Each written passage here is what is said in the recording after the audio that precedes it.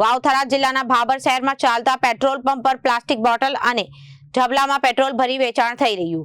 આ petrol pump વાળા નીતિ નિયમોને નેવે મૂકી પ્લાસ્ટિકના ઢબલા અને બોટલમાં પેટ્રોલનું વેચાણ કરી રહ્યા છે. આ પેટ્રોલ પંપ વાળા નીતિ નિયમોને નેવે મૂકીને પ્લાસ્ટિકના ઢબલા અને બોટલોમાં પેટ્રોલનું વેચાણ કરી રહ્યા છે. આ રીતે પેટ્રોલની વિક્રી દરમિયાન આગ ચાપતી ઘટના બને તો આજુબાજુ જાનમાલને મોટું નુકસાન થાય તો જવાબદાર કોણ? આવા પેટ્રોલ પંપ પર તંત્ર દ્વારા ઓચિતી તપાસ કરી કાયદેસર કાર્યવાહી કરે અને નીતિ નિયમોનો ભાન કરાવે. સરકારના નિયમો મુજબ સરકારના નીતિ નિયમ મુજબ સેફટીના સાધન વાહનો માટે હવા, સ્વચ્છ પાણી તેમજ લેડીઝ જેન્ટ્સ ટોયલેટ તેમજ પેટ્રોલ ડીઝલની તેજ માપણી કરવામાં આવે તો આવા લબાડ ચાલતા પેટ્રોલ પંપ વાળાઓની આંખ ખુલે. હું જિગ્નેશ જાની, મામલતદાર ભાભર.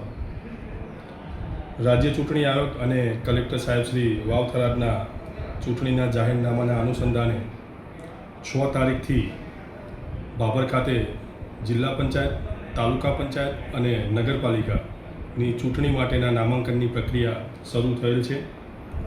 3 જિલ્લા પંચાયતની સીટો, 18 તાલુકા પંચાયતની સીટો અને નગરપાલિકાના 6 વોર્ડ માટેની નામાંકનની પ્રક્રિયા ભાભર ખાતે ચાલુમાં છે.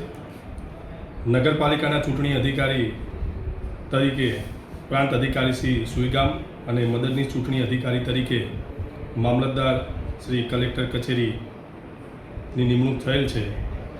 જિલ્લા પંચાયતના ચૂંટણી અધિકારી તરીકે કાર્યપાલક ઇજનેર શ્રી નર્મદા નહેર 3/1 એમની નિમણૂક થયેલ છે. તાલુકા પંચાયતની બરવાળા સીટ માટે, જિલ્લા પંચાયતની બરવાળા સીટ માટે તાલુકા વિકાસ અધિકારી શ્રી અને જિલ્લા પંચાયતની બાકીની 2 મીઠા અને સણવાની સીટો માટે મામલતદાર ભાભર તરીકે મદદની ચૂંટણી અધિકારી તરીકે મારી નિમણૂક થયેલ છે. 6 તારીખથી આજ દિન સુધી એટલે કે 6, 7 અને 8 3 તારીખોમાં તાલુકા પંચાયત માટે અમારી કચેરીએથી કુલ 41 ફોર્મ ભાજપ, કોંગ્રેસ, અપક્ષના ઉમેદવારો લઈ ગયેલ છે. જિલ્લા પંચાયતના કુલ 6 ફોર્મ અને નગરપાલિકા માટે 135 ફોર્મ અમારી કચેરીએથી ઉમેદવારો લઈ ગયેલ છે. 6, 7 અને 8 3 દિવસ દરમિયાન 11 થી 3ના સમયગાળા સુધી અને નગરપાલિકા માટે 10:30 થી 3ના સમયગાળા સુધી કોઈ પણ ઉમેદવારી ફોર્મ હજીને ભરાઈ અને પરત આવેલું નથી. ઉમેદવારી ફોર્મ ભરવાની છેલ્લી તારીખ 11 છે. 13મી તારીખે ચકાસણી અને 15મી તારીખે ઉમેદવારી ફોર્મ પરત ખેંચવાના સમય પૂર્ણ થયા બાદ હરીફ ઉમેદવારની યાદી અમારી કક્ષાએથી જાહેર કરવામાં આવશે. મતદાનની તારીખ 26 અને મતગણતરીની તારીખ 28 એપ્રિલ એ નક્કી થયેલ છે.